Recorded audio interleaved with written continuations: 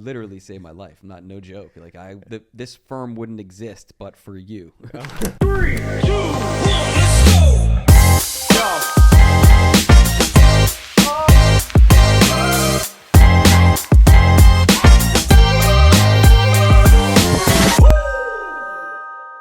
Today we are here with Dick Ortega from Ortega Group. He is a construction, litigation, and transactional lawyer, does a fantastic job, comes from an amazing pedigree of great law firms and amazing mentors. And we have an awesome conversation today about how you're going to grow your business and construction litigation.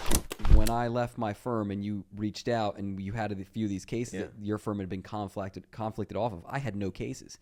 And so I was like, and this was just before COVID hit. Like, it was like January, February 2020. Yeah. And I had no idea what was coming, but you had reached out and said, hey, are you interested in some of these cases? And I said, sure, I'll take a look at them. And I signed up, whether it was 8 or 10 cases. Yeah. And those were my only cases. So, like, COVID hit, I had no cases, but fortunately I was able to get them going and starting to work them up and was able to get them settled with Reynolds and Philip Morris. Yeah. No, that's great.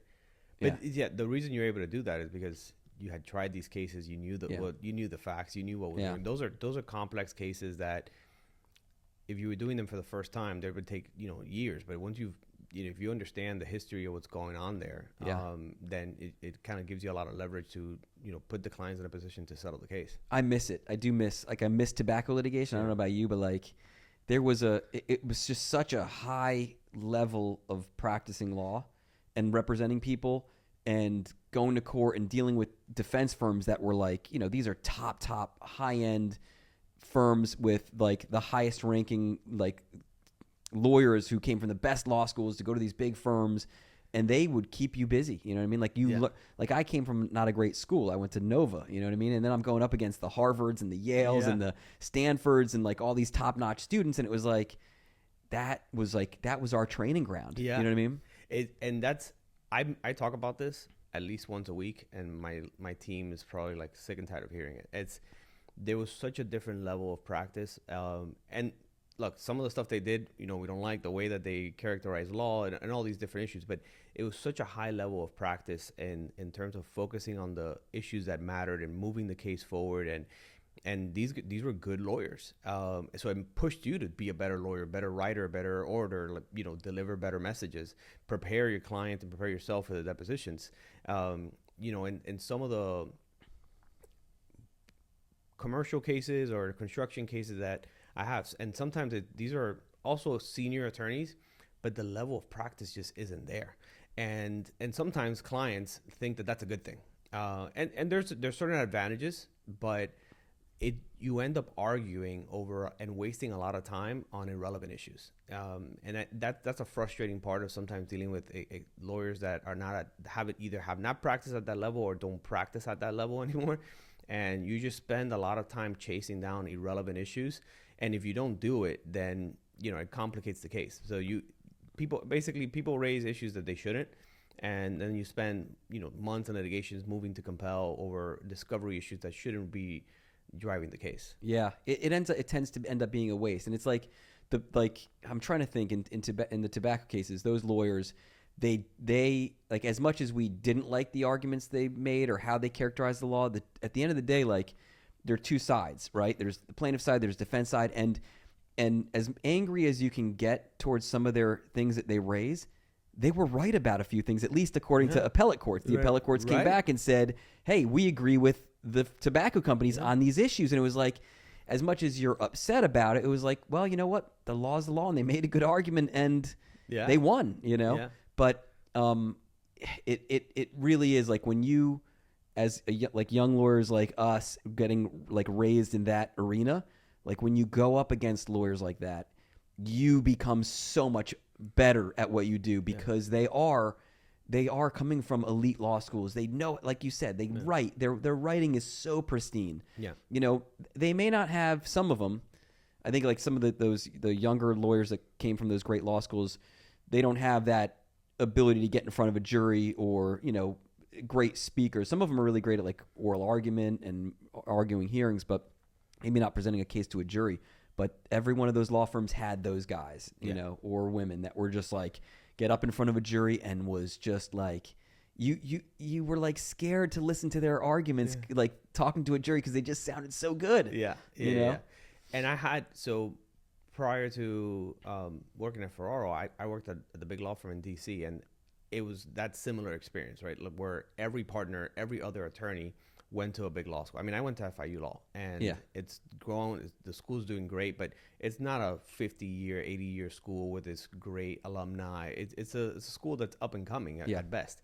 And everybody at this big law firm was big time. You know, they went to these top schools, they graduated top of these schools, and they were just so well informed on every issue that was happening, and it was great training ground. So I did that for a few years. Then I went to Ferraro and I was litigating against these tobacco lawyers, and it was that same like very high level of practice that continues to push you. You know, it pushes you, like, you need to prepare. You need to prepare your witness. You need to read the cases because they read the cases and they're going to show up with copies. You know, sometimes in these, when you're dealing with other cases, some of the stuff I've been exposed to now, they just don't come as prepared. And what ends up happening, people are like, oh, they're not prepared. That's a great thing. But what I was saying before is that they're not prepared. So then they start making things up. And then you have to track down how that's not even at the law or not even the issue. I've had ChatGPT cited in one of my cases. Man.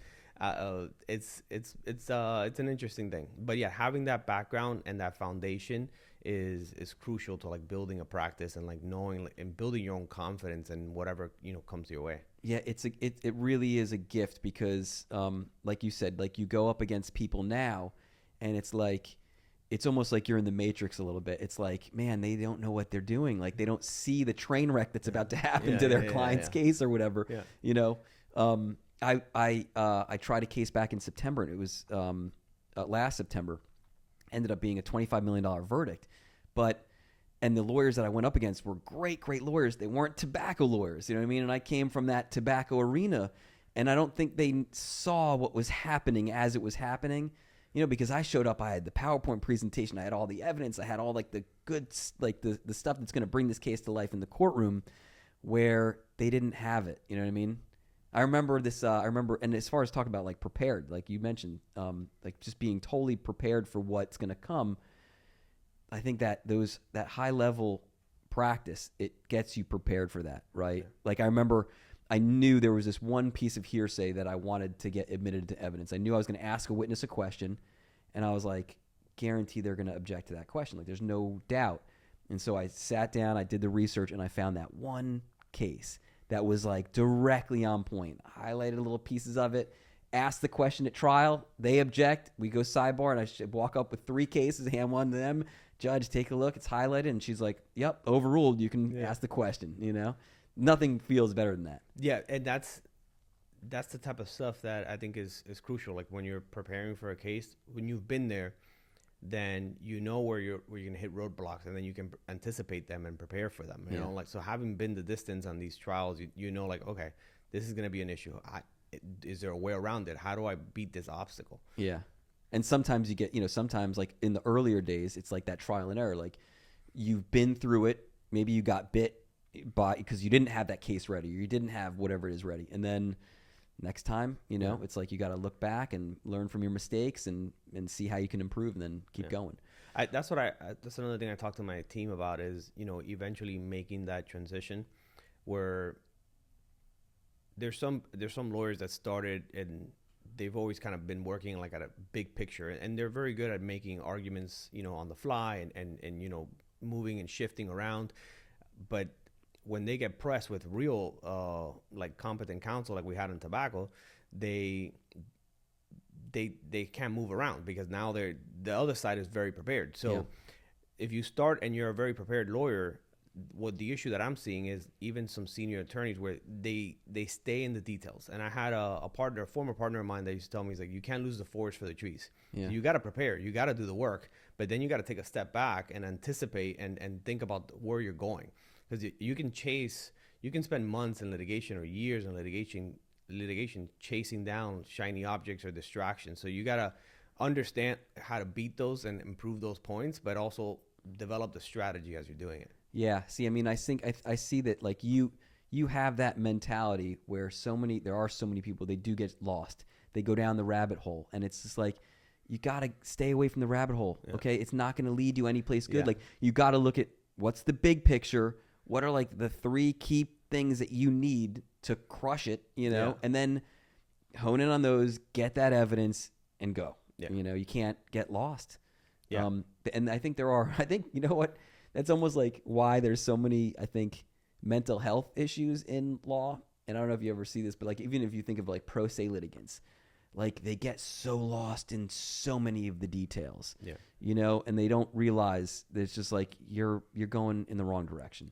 Slow down, pick the main stuff that you need to prove your case, figure out what the elements are of negligence or a construction defect case or whatever it is, and get that evidence. Yeah. Figure out, have it mapped out, how you're going to get it in, what's going to matter to the jury, and then build around that,